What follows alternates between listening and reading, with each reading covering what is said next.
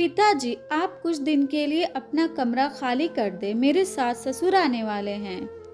उफ पापा जी, आपने पूरा घर ही गंदा कर दिया। अभी अभी माला ने पोछा मारा था और आपने चप्पलों के निशान छोड़ दिए। थोड़ी तो समझ होनी चाहिए आपको। आप बच्चे तो हैं नहीं, बल्कि यूं कहा जाए तो ज्यादा सही है, आप तो बच्चों से भी ज्यादा कम अक्ल के हैं।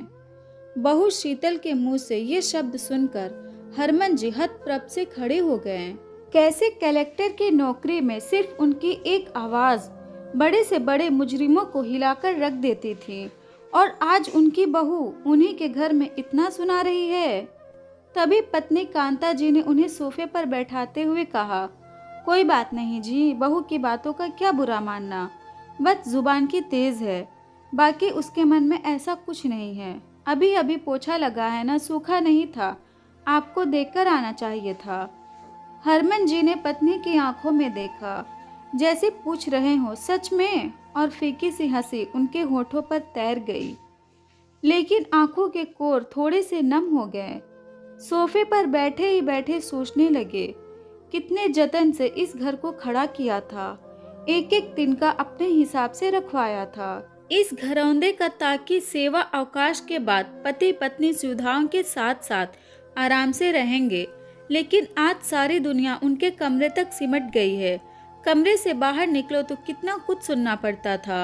उन्हें हॉल के अंदर फायर पिट बनवाया था कि ठंड के दिनों में वहां आग के सामने भुनी मूंगफलियां खाएंगे। लेकिन मजाल क्या कि बहू कभी सर्दी में आग जलाने को कहती थी कि पूरे घर में राख के कण फैलते हैं, फिर वो चिमनी वैसे ही रंगी पुती दिखती थी, एकदम उजली, क्योंकि बहू को वैसे ही पसंद थी, और जो बहू को पसंद हो वही तो होता था इस घर में।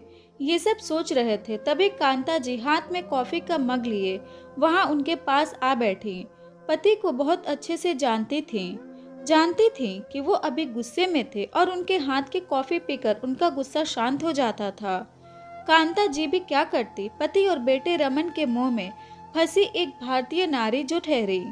दोनों तरफ बैलेंस बनाते बनाते उनका जीवन कट रहा था। कभी बेटे की सुनती तो कभी पति की। माँ और पत्नी का फर्ज निभाते निभाते थक गई थी। एक दिन सुबह सैर से लौटने के बाद पति पत्नी दोनों लॉन में बैठे थे। नौकर चाय रख के गया, 2 की जगह 3 चाय का कप। उन्हें थोड़ा अटपटा लगा, क्योंकि उनके अलावा चाय सिर्फ रमन पीता था और वो उनके साथ कभी चाय नहीं पीता था। उसने उनके साथ बैठना तो कब का छोड़ दिया था, फिर आज ऐसा क्या खास है। अभी दोनों पति पत्नी सोच रहे थे, तभी रमन वहां आ बैठा, साथ में चाय पीने लगा, लेकिन अजीब सी चुप्पी। ये वही रमन है जो छोटा था तो उसकी बातें खत्म ही नहीं होती थी।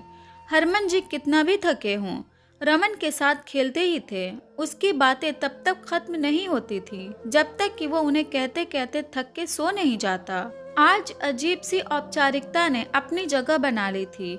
बेटे और पिता के बीच खामोशी इतनी थी कि सांसों की आवाज सुनाई दे रही थी।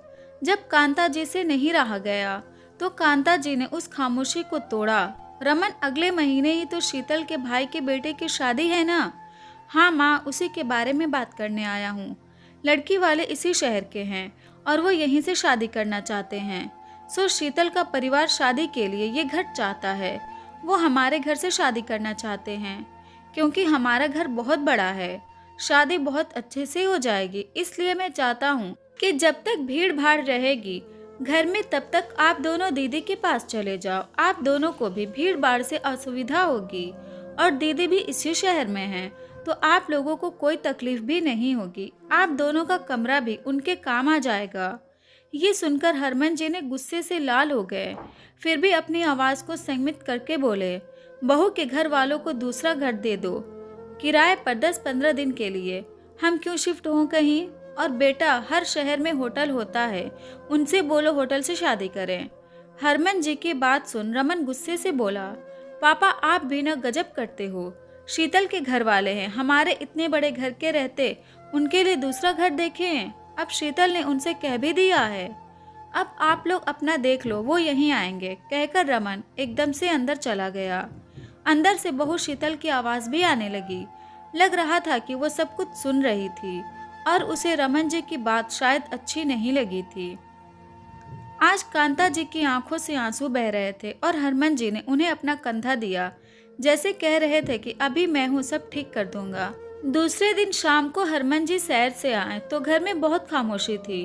पूछा तो कांता जी ने बताया कि बेटा बहू और बच्चों के साथ छुट्टी बिताने अपने ससुराल गया है। और बिना बताए हरमन जी मुस्कुराने लगे और बोले, देख पगली, यही बच्चे होते हैं जिनके लिए तू मुझसे लड़ती थी, जिनके लिए जाने कितनी रातें हमने जागकर बिता दी। आज वो हमारे घर से हमें ही जाने को कह रहे हैं।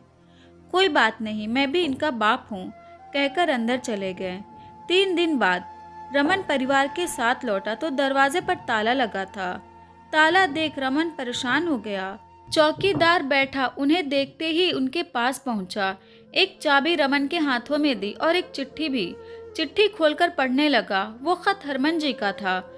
रमन के नाम। रमन, मैं और तुम्हारी माँ तीर्थ यात्रा जा रहे हैं, 1 महीने बाद लौटेंगे। ये जो चाबी है तुम्हारे हाथ में, वो घर की चाबी नहीं है, वो एक दूसरे फ्लैट की चाबी है जिसमें तुम सभी का सामान रखवा दिया है। वो फ्लैट मैंने बहुत पहले खरीदा था, तुम्हें नहीं बताया था। पॉश इलाके में है, तुम लोगों के लिए अच्छा है। अगर अच्छा ना लगे तो अपने हिसाब से घर ले लेना, जो तुम्हारे और तुम्हारी पत्नी के हिसाब से हो। ये घर मेरा और तुम्हारी माँ का है और हमारा ही रहेगा। इसमें से हमें कोई नहीं निकाल सकता। अभी तक सब कुछ बर्दाश्त कर रहा था क्योंकि तुम्हारी माँ खुश रहे, लेकिन अब तुम्हारी बातों से उसकी आंखों में आंसू आए हैं। मैं बर्दाश्त नहीं कर सकता। ये हमारा सपनों का घर है जिसमें हम अपने बच्चों और नाती पोतों के साथ रहना चाहते थे, लेकिन शायद ईश्वर को ये मंजूर नहीं था और तुम लोगों को हमारा साथ पसंद नहीं था। वो घर मेरे और माँ के तरफ से तुम लोगों के लिए आशीर्वाद स्वरूप है। इच्छा होगी तो रखना, वरना वापस कर देना। माता पिता होने के नाते हम अपना आत्मसम्मान नहीं खो सकते। हमारे बाद ये घर ट्रस्ट का होगा जो यहाँ वृद्ध आश्रम बनाएगा। इस घर पर तुम्हारा या तुम्हारी बहन का कोई अधिकार नहीं होगा। मैंने ये बात तुम्हारी बहन को भी बता दी है और वो मेरे इस फैसले से खुश है। उम्मीद है तुम भी होगे। तुम सब खुश रहो, तुम्हारा पिता। खत खत्म होते ही रमन जड़ हो चुका था। आंखों में आंसू थे, लेकिन ये पता नहीं कि वो आंसू पश्चाताप के थे या बड़े से घर के खोने का, या फिर इस एहसास के टूटने का कि पिता की जायदाद अंत में बेटे की ही होती है। हरमन को इस तरह सकते में देख जब शीतल ने भी खत पढ़ा तो उसके पैर भी जमीन में गड़ गए। उसने वो कभी नहीं सोचा था, पिताजी, मैं आप लोगों के साथ यहाँ नहीं रह सकता। ऐसा होगा, लेकिन ये सब उसके और रमन के बुरे व्यवहार का नतीजा था। वो ये भूल गए थे जिस घर में वो रहते हैं वो हरमन जी ने ही बनवाया था। उनको तो ये घमंड था ये सब उनका है। आज उनकी आंखों पे पड़ी पट्टी खुल चुकी थी और उनको बहुत पछतावा था, लेकिन अब पछताने से क्या फ़ायदा, वक्त तो हाथ से निकल गया। अगर ये स्टोरी आपको अच्छी लगी तो इस वीडियो को लाइक करें और नए हैं तो इस चैनल को भी तुरंत सब्सक्राइब करें।